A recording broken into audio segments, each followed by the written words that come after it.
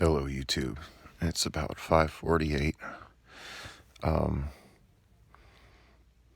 p.m. It's Wednesday, August 18th, and I just woke up a little bit ago. One of my cats here trying to join me and get cuddly.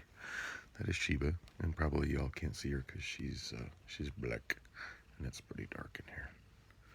Say hi, Sheba. She's giving the camera cat butt. That's about typical. Oh, anyway, she rarely vocalizes. My other black cat, he usually gets pretty vocal. If I say to say hi, he usually meows or something. Anyway, I made it over to, as you saw in the last video, I did make it over in time for breakfast. After passing a couple lizards, I made it over for breakfast at Bullock's, which was fabulous.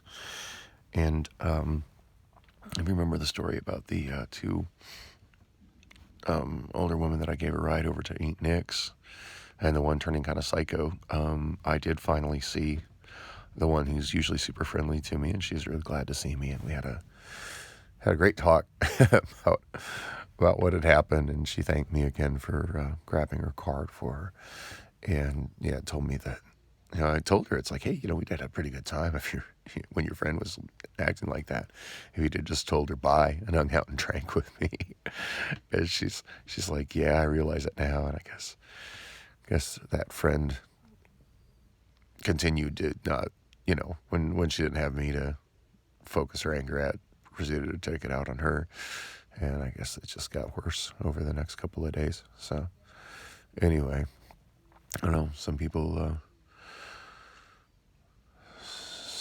take their negativity out on those around them. And I suppose I shouldn't act like I'm not above that, because I totally do that. I do that a lot more than I should, but I try not to. Anyway, oh man, I'm so groggy. I don't know if it's just that all this rainy weather taking it out of me, or if it's the sinus infection that I have. So I remember mentioning as I was on my way to Bullock's that I had forgot to take my antibiotics, and when I got home I still forgot to take them, so I just took them right now before I started shooting the video, which is way more than 12 hours since the last time, and I can kind of feel the stuff in my head getting yucky again. So yeah, on me, typical 1 step forward, 2 steps back stuff. So I'm probably going to end up running out of antibiotics and having to go back to the doctor, and it's going to be completely my fault. So I don't know. Hopefully I'll have this kicked before I run out of antibiotics, but that bottle's getting pretty thin. So anyway, I was at Bullock's for a while. Handled a couple things I needed to handle. I was able to test that cassette Walkman, and the radio, the FM radio worked great. The AM radio, I really couldn't tell, but it just, I couldn't get any stations to come in on it, but it really seemed like that was just, where I was sitting in the bar, that I was just getting interference from the electronics and crap in the bar, which is not unusual. The way I don't know a lot of the technicals as to how AM radio works, but I do know that a lot of modern electronics will mess with AM radio, and there's little concern from the FCC or the manufacturers of electronics these days as to whether or not those items mess with AM radio, because it's just assumed that so few people listen to or care about AM radio that it just doesn't matter. I needed to take pictures of it, and as I mentioned, I need good lighting to get that done with my iPhone. And anyway, when I was there, it was really weird. I stepped outside because my iPhone battery was low, and I stepped outside to grab my like a Mophie battery pack. And I always have an iPhone cable in the car, and I stepped it out to my car to get the battery pack and the iPhone cable so I could bring it back to my table where I was sitting at Bullock's and continue to work on that Walkman and, keep getting charged into my phone. And it was beautiful out. And it hasn't seemed like more than 10 minutes later that suddenly all the TVs in the bar stopped working. I mean, the TVs are working, but, the direct TV stopped receiving a picture, which is usually an indication that the weather has gotten so bad outside that just there's so much water and wind that the satellite dishes are not able to receive a signal. And I look outside and it's just absolute torrential downpour. And the funny thing is, actually, I think what drew my attention to it even before the TVs, because I wasn't looking at the TV, I was looking at my iPhone and this Walkman I was working on. I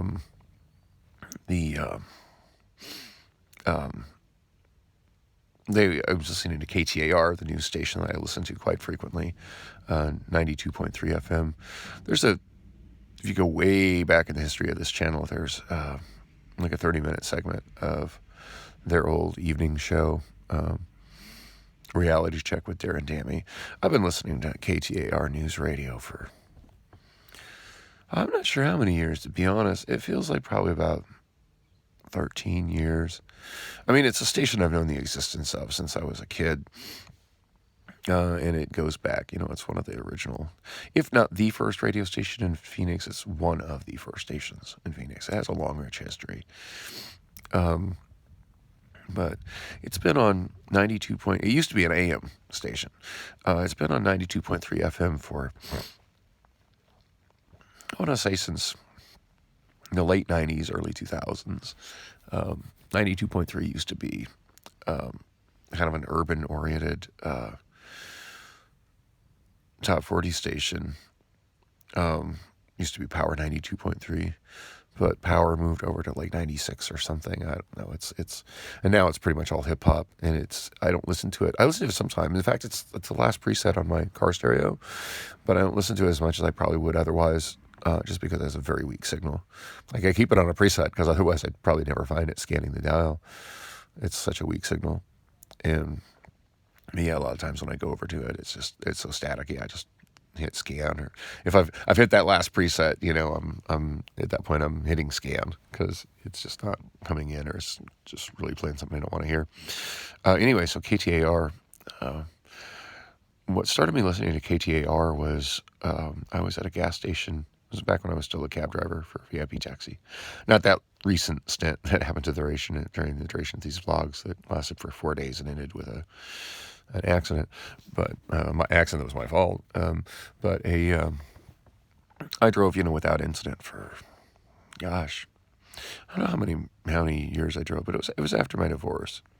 And I'd actually been driving for the company longer than I'd been VIP Taxi.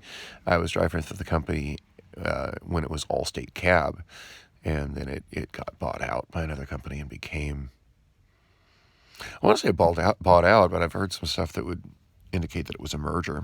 To be honest, I don't know all the details of that, but I just know, from the customer standpoint, from the driver standpoint, it went from being Allstate Cab, and most of the personnel stayed the same, but it went from being Allstate Cab to being VIP Taxi.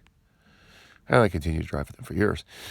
Anyway, at the time I was driving for VIP Taxi, and I was up getting gas at the Chevron at 7th Avenue and Bethany Home Road, and I just heard this horrifically loud explosion to the southeast, and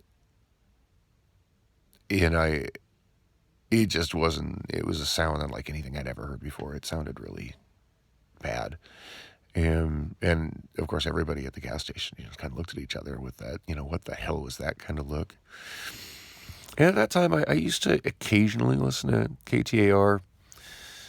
Like, off and on, I'd keep it on a preset, and I'd listen to it in the afternoon to get traffic updates from Detour Dan. That was already kind of part of my regular listening pattern, especially if I was headed some way that would involve me having to get on a freeway that was iffy as far as traffic goes. So I hit the button, went over to KTAR, and started listening to them to see if they would give some coverage as to what was what the noise was, and they did cover it. In fact, they gave emergency coverage of it almost instantly, and it was 2 news helicopters that had a collision in midair. People who've lived in Phoenix a long time probably remember the incident. It was a really big deal, and it changed the way news coverage was done here in the Valley.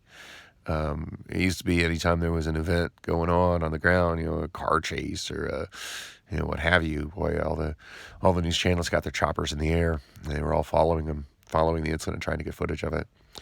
And now all the Valley news stations, TV stations, radio stations, they communicate with each other, and they share footage, and they'll only have one chopper in the air because a lot of good journalists and good people were lost or died in the incident, and they came crashing down. Thankfully, in such a dense urban area of Phoenix, they didn't come crashing down into a building or come crashing down into people, but they came crashing down into an open space within Steele Indian School Park. But yeah, I think every passenger in both helicopters died. There's a monument I'm pretty sure there's a monument to the incident, a memorial in Indian School Park. I don't think I've ever seen it, but hey, might make for a subject of a future video when it's not so nasty out, to give you all a tour of Phoenix Steele Indian School Park and maybe talk about the history of the Indian School, tragic history of the Indian School that is still a part of that park. And there's some other things worth noting in that park. There's some veteran housing in the park, which is disabled veteran housing, which is something that the United States certainly doesn't have enough of, but there is some of that, and that's where it's located. And there's also the monument to the news copter tragedy. I wish I could remember exactly what year it was, but it seems like it was about 13 years ago. Anyway, I listened, just engrossed by that, and just became engrossed in how the afternoon show was, which featured a legendary broadcaster that I grew up watching on TV named Pat McMahon. Pat McMahon was a big part of the Wallace and Ladmo show, which any Phoenix native knows. Well, any Phoenix native around my age, 50-ish, and older, because my mother grew up also watching Wallace and Ladmo, and she's around 70. Older Phoenix natives know that Wallace and Ladmo is probably one of the greatest children's shows, certainly greatest locally produced children's shows ever in the history of television. And generations in the Valley grew up watching Wallace and Ladmo and KPHO TV Volume 5, which is implied by the name, the two main characters were Wallace and Ladmo. I believe those are actually their those nicknames were based on their real names. But the other character in the show, actually many of the other characters in the show, but most notably Gerald, was played by a man who at that time was already like a local newscaster, named Pat McMahon. Pat McMahon is still a broadcaster. He's I don't know how old he is, but he's got to be really getting up there in years. As he wasn't particularly young when I was watching him as a child in the 70s. But he is still a local broadcaster, and I do occasionally hear his voice on the radio. I'm pretty sure he works part-time for Channel 7, which is AZTV 7. It's looked upon as a Phoenix station, but I think they're actually based in Prescott. I don't know if their offices, well, I know their legal ID is Prescott. I don't know if their offices, in their studios are in Prescott or Phoenix or not. Actually, I do know I've driven past them before. They're in Phoenix. They're not, they're practically walking distance from me right now. They're at 44th Street and Camelback on the southwest corner, in the same building where the Circle K is, where there used to be a Jack in the Box drive-thru that was like, the drive-thru went through the building. It's now Panera Bread. It's in that building. It's called the London Center. Anyway, so yeah, Pat McMahon, still a local broadcaster. But at that time, he was full-time on the afternoon show. And it was a team show on KTAR. And I just got really engrossed in listening to that. It was like hearing him was just such a great familiar voice from childhood, and then the rest of the news team. It was an interesting combination. And I've never been a huge fan of talk radio prior to that, but it was a great combination of local news, national news, and presented in an entertaining way. And that's when I realized that Teacher Dan was doing traffic updates literally every 10 minutes. And I knew I could hit that button and usually get a traffic update fairly quick, but it was like, well, gosh, if I just stay on this, I'll always know how traffic is in the afternoon. And that just became a habit. Like always, if I was in the cab, I was driving cab that time of day all the time. The show was 3 to 7 back then. So I just started always listening on 3 to 7, 3 to 7. And the other person that was in that show was Mac Watson, who I really liked. And unfortunately, he's not with the station anymore. I don't know exactly why he's not or what it is, but I did see some stuff on Mac Watson's Twitter. And I am not a member of Twitter. I'm not on Twitter. So I don't look at Twitter very often, but occasionally I'll find myself on twitter.com on a browser looking at somebody's Twitter feed because I've heard that something was posted about something on someone's Twitter feed. So after he was on, disappeared from the Mac and Gatos show in the afternoon, which is what happened after Pat was no longer on in the afternoon.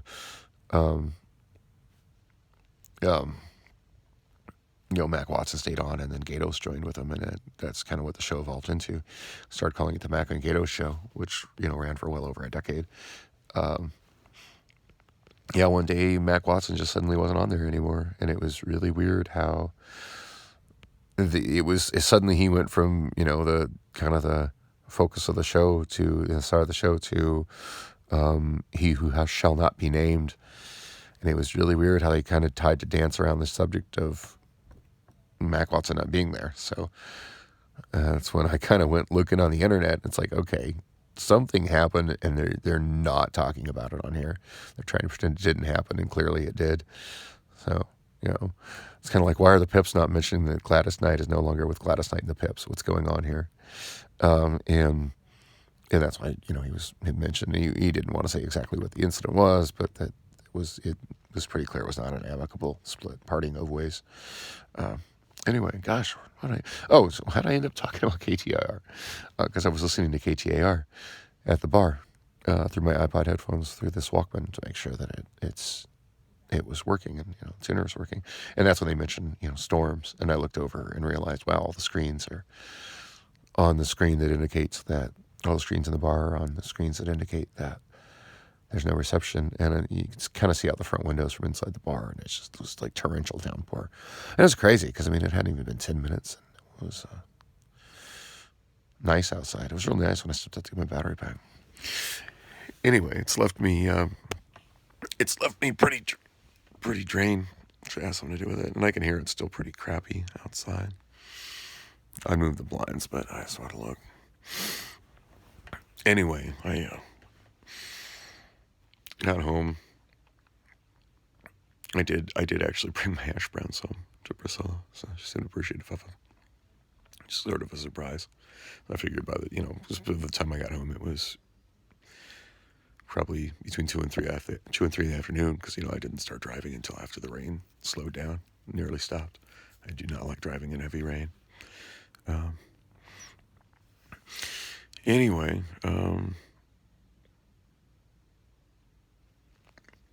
we didn't have that. It wasn't the best conversation, but it wasn't a terrible conversation that we had. But it seems like it's about time for her to get off work. So I'm still super tired, so I'm just gonna lay here in bed, and I'm curious to see what she does when she leaves her little phone customer service representative work at home cubicle. See if she climbs in bed with me and we'll finally have some bedroom fun, or if what she does. Curious to see if now that she can't just take my TV for granted, because her regular routine would just be to walk out there and proceed to use my TV for hours. See if maybe touching me becomes more appealing when just freely using my TV is no longer an option. I'll keep you posted on that how that happens. Thanks for watching.